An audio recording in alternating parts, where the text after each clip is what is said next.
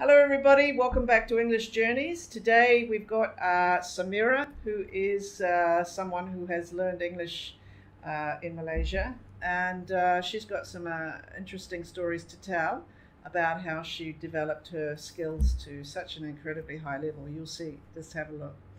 Hi Samira. Hi, how are you? So tell us a little bit now, where are you from and where did you first start learning English? Actually, of course, I'm from Somalia. I was born, of course, in Somalia.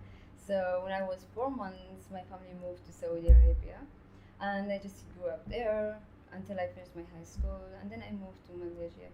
So yeah, but when it comes to learning English in Malaysia, I knew that through my friend. She's like from Saudi Arabia, of course. She's the one who went to Malaysia and learned there. So when she just got back, she was like very perfect when it comes to English. So she really told me that to go. She advised me. That's why I just saw her, the way she's speaking, the way full of confidence. So I just took my decision to learn there in Malaysia. Okay, so when you were in Saudi Arabia, when did you first start learning English? You can say that in high school, I think. Yeah. In high Okay. School, yeah. And in high school, like how many hours a week would you have for English? Just only, I think, 1 hour.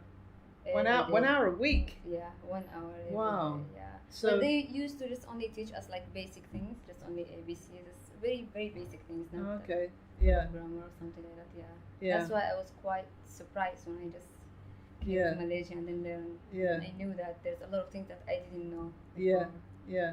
Yeah. So your primary goal was to come to Malaysia to learn English. Yeah.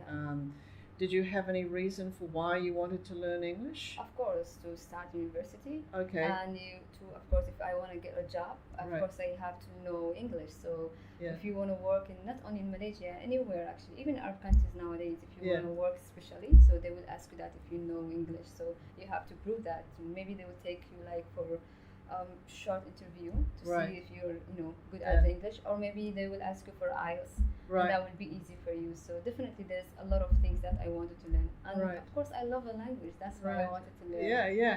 So when you first came to Malaysia, what was your level of English? It was elementary 3. Elementary 3. Wow, that's low. Yeah, I know. And how long did it take you to get to?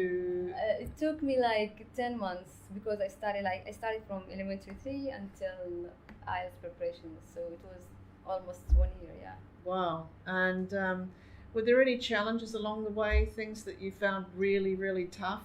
Yeah, yeah. actually everything was okay for me, but once I just got to the to higher level than elementary, I actually there's teachers asked me about the presentation, so I was quite shocked that what is the presentation about. Yeah. So and then he told me that it's about, of course, your hometown. Then I started searching and all the stuff, but I was really nervous seeing my classmates looking at me, and I'm just the only one who's standing. Yeah, yeah. And of course everyone's watching you, the way you speak. If you are like I was just a little bit, for the first 2 minutes I was a little bit nervous, but after that I needed to do it.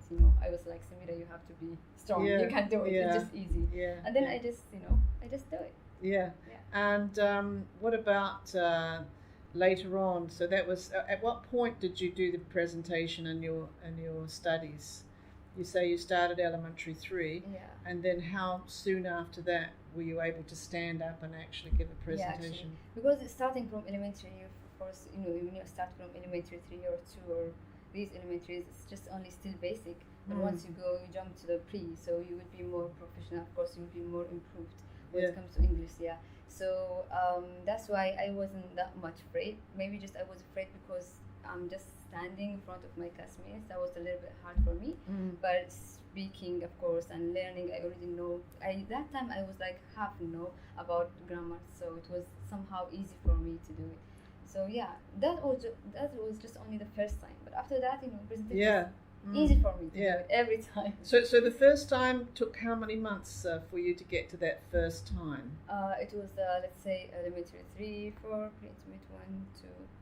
Like 4 Yeah, months. 4 months. Wow, in 4 months you went from very, very low level English, Exactly. and then you were able to actually give a presentation. Yeah, That's incredible. This is amazing. Yeah, actually, I'm still proud of myself. So what about later on, because you continued right up to IELTS, right? Yeah. Is there anything that you think that like our audience would be really interested in knowing about? What would you recommend anyone interested in learning English, what they need to know?